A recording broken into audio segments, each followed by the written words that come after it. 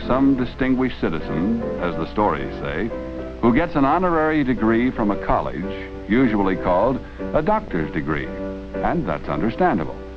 It's a kind of special recognition for someone who's proved he's an expert in his own right. Well, what about an honorary doctor's degree for some American drivers? Sounds crazy, you think? But why should it? There are quite a few who deserve some special recognition because they're real experts. It doesn't matter if you're one of the fair sex or a young fellow out for a spin with your girl. Maybe you're one of them.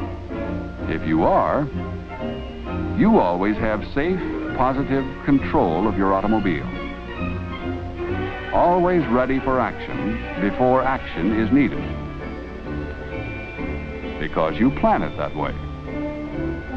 If so, driving is always a pleasure for you and your passengers, whether it's a Sunday afternoon trip across town or a business trip on the highway. What makes an expert driver? Well, of course, you have to meet the physical requirements. Things like visual acuity, ability to pick out different colors, and reaction time. And anyone with expert ideas would certainly take every opportunity to test himself on these things. But as far as a diploma goes, there are two basic mental requirements. First, there's expert understanding about automobiles. That's simply knowing what an automobile is really for, to get you wherever you want to be, safely, comfortably, and pleasantly. The second thing is something called driving perception. That's a little harder to explain, but it's easier to show in a kind of laboratory with our cameraman's help. All right? Driving perception is seeing,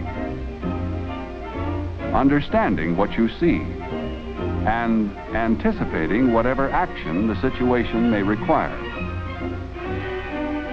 This difference between just seeing and also understanding and anticipating is a good yardstick for measuring your driving skill.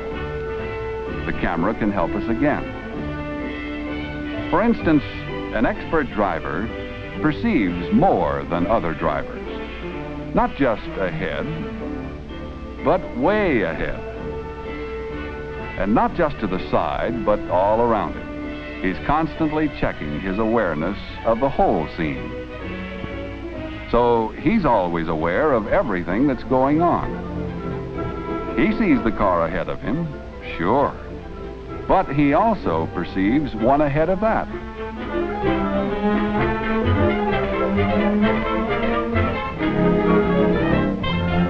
And another one approaching from the side. And he's always alert to what different things mean. He sees a parked car,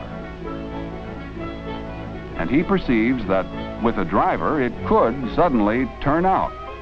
He's ready for action. He not only sees a traffic signal, he perceives waiting cars. That means the light might soon change, so he's ready.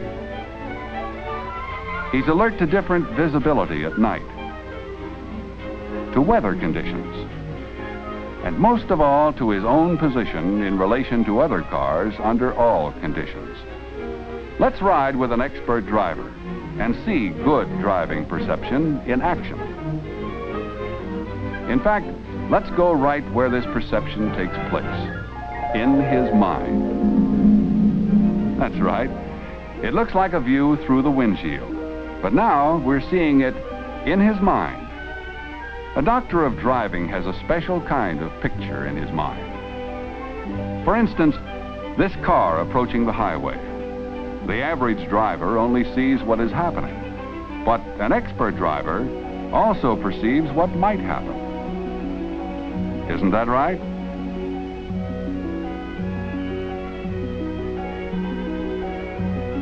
Knowing this, the expert driver anticipates action. He adjusts his speed to take care of any situation. So he's not surprised at the last minute if the driver should fail to stop for a through highway. This ability to anticipate applies to every situation. Now, for instance, passing this car. Thinking ahead, a doctor of driving perceives it would be too close for safety. So, he waits and passes when he's sure of the situation. Isn't that the way you do it?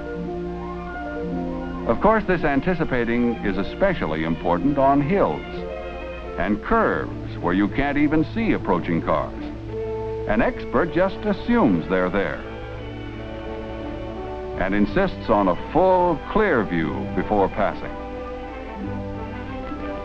And that kind of driver is always anticipating in traffic. He's always ready for action before action is needed. As a result, he can take pride in his ability to make up for the bad driving habits of others. For instance, the lane hoppers who weave in and out of traffic. Their frantic antics just amuse an expert. And the paint scrapers who cut in on you because they haven't looked far enough ahead. Then there are those lovable characters, the brake braggers, who only believe in last-minute stops. And at the other end of the scale, the jackrabbits, another familiar kind of jerky driver. And those armless wonders. Even with direction signals, they figure their intentions are top secret or something. And we have the tail huggers, trusting souls who never figure you might have to make a quick stop. And the unofficial timers. They know how long a light stays green, but brother, how frequently their timing is off. Well, these driving curiosities never upset the expert. First of all, even with his understanding and perception, when a doctor of driving is driving, he concentrates on driving. But most of all, it's his attitude. He enjoys driving. He finds real pleasure in it. And he can always be proud of the confidence his passengers have in it. So he's a better driver than most people simply because he wants to be. And maybe because he gets special enjoyment out of being an expert. And that's something extra. Maybe that belongs on the diploma too. For a doctor of driving certainly takes pride in his ability to master the situation, whatever other drivers do. But he's no show-off. His pride is in driving so comfortably safe that only other experts ever notice him. And you know, that's really the only way to tell if you deserve a doctor's degree in driving.